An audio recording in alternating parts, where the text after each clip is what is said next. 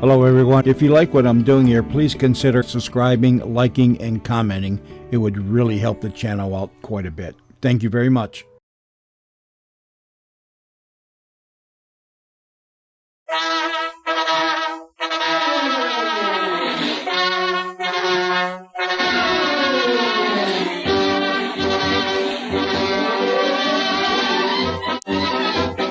Good evening, ladies and gentlemen. This is your friend the Last Nighter again, speaking from the Bankrupt Little Theater at Tottering on the Brink.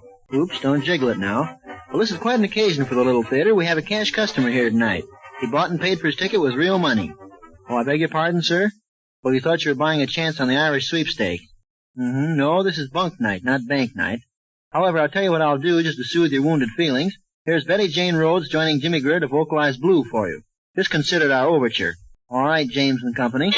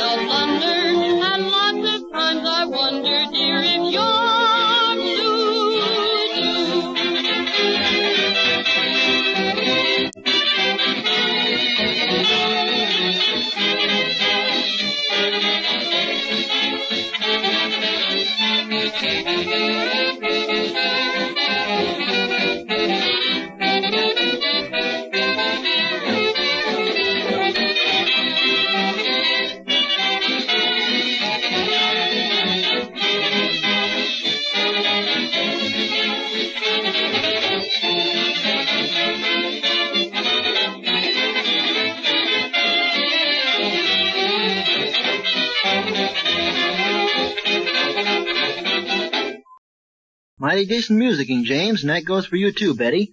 And now for the piece de resistance of the program, or as we French say, the clam bake portion of the show.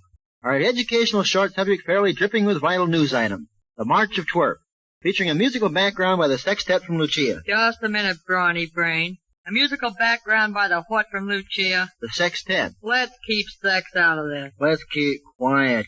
The March of Twerp. Hears nothing, sees nothing, suspects nothing. Curtain, Rusty, turn the crank. How do you do, ladies and gentlemen? This is Edmund C. Twerp, speaking for the Twerp's Universal Newsreel in a special edition for the Bankrupt Little Theater. The latest events in the do's of the nay, or the nays of the do, or well, it's all new stuff. Twerp marches on.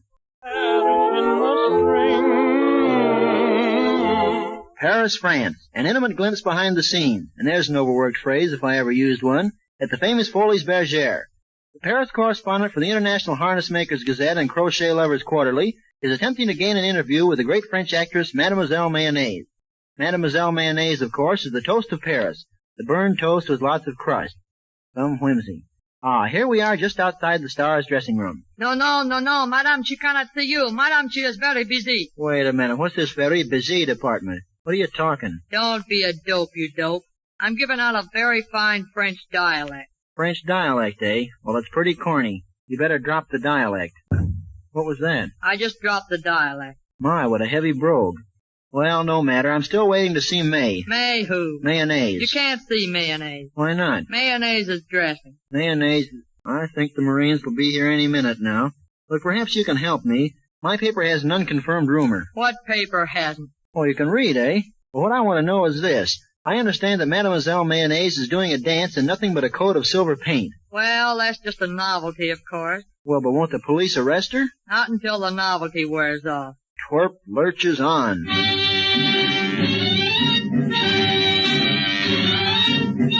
Flannel Cake, New Jersey. Civic pride takes a hand. Quit bowing, twerp. That's not for you. Quiet, this is serious. New political regime to oust all racketeers and big cleanup campaign. Graft and vice in our city must go, says George J. Feinfettel, chairman of the Anti-Stuff Committee. Police given command, shoot to kill. Frightened racketeers and gangsters take it on the lam. The lamb. Twerp staggers on.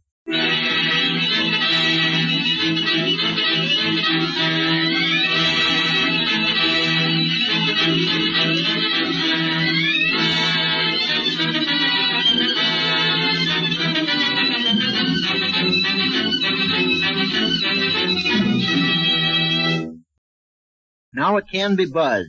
The first in a series of daring exposés, especially prepared for your shell-like ears by the last nighter.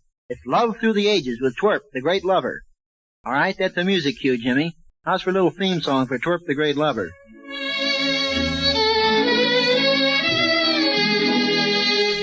Oh, yeah, take it easy, Greer. Ladies and gentlemen, we bring you little pictures of love in the past. We had intended to start with Adam and Eve, but we found that picture was overexposed. So now we bring you the true story of Cleopatra. Cleopatra and Mark Twerpenny. Cleopatra, always Cleopatra. What's she got that I haven't got? Anyhow, who was Cleopatra? What did she ever do? Well, she certainly made her mark. Oh, well, the opening scene in our little drama reveals Cleopatra and Mark Twerpenny floating down the Nile in a barge, which is called the Jasper J. Fish Cake, after old Jasper J. of the same name, who was known far and wide as a flea educator. Wait a minute, Mark Twerpenny. Your friend Fish Cake did what? I said that old Jasper J. was in the business of educating fleas. I don't know. That sounds like a futile job, educating fleas. Yeah, I know. They just grow up and go to the dogs. But never mind. Jasper hasn't got a thing to do with the drama. We're still occupied with Cleopatra and Mark Twerpenny. As we join them on the barge, we find that Cleopatra is taking the trip to recuperate. To restuffocate from what? Well, she has just sued her ex-husband, who is a legless wonder, for alimony. The drama's getting a little complicated. Cleopatra is suing a legless wonder for alimony. That's right. Well, is this legless wonder going to pay the alimony? Certainly. Just as soon as he gets on his feet. Now quit bothering me and we'll get on the barge. Cleopatra, that's you, Annie, and Mark Twerpenny, that's me with a beard, are little aware that the cruel tyrant Julius Caesar is but 20 miles away, with his army consisting of 300 war elephants and a piccolo player. The piccolo player so people won't notice the elephants. They'd slow up the show anyhow. We find Cleopatra and Mark Twerpenny, the Great Lover, engaged in a bit of light chit-chat and pither-pother. What? No tete-a-tete? That comes later. Curtain?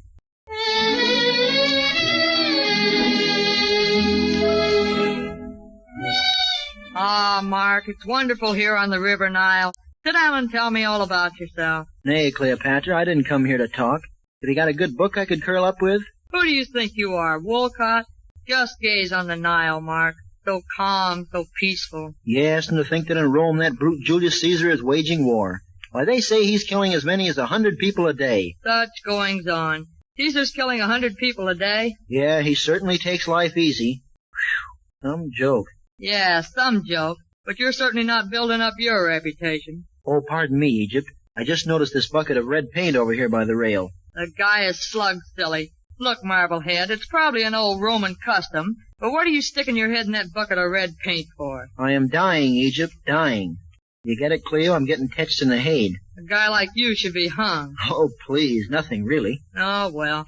Come to me, Mark, my great lover. In spite of all, I cannot do without you. Come to me. Shh. Hark, Cleopatra. Do I hear footsteps? Ah, discovered. You're discovered, Mark Twerpenny, you traitor. Good heavens, my husband. Or I mean it's Julius Caesar, the cruel tyrant. Ah, woe is me. It is Julius Caesar. We are undone. We are undone. Where? Never mind the cracks. This is serious. Well, Caesar, what will you with me? Yes, this is serious, Mark Twerpenny. Will you surrender like a gentleman? This is no time for tricks. I'll just surrender. Well, what now? Well, the only honorable way out for you is to fall on your sword. All right, so now I'm a ford swallower. Okay, I'll fall on my sword. Here goes. Oof. Well, Mark, old man, I didn't think you had it in you. You didn't think I had it in me? What do you think this is sticking out of my chest, the doorknob?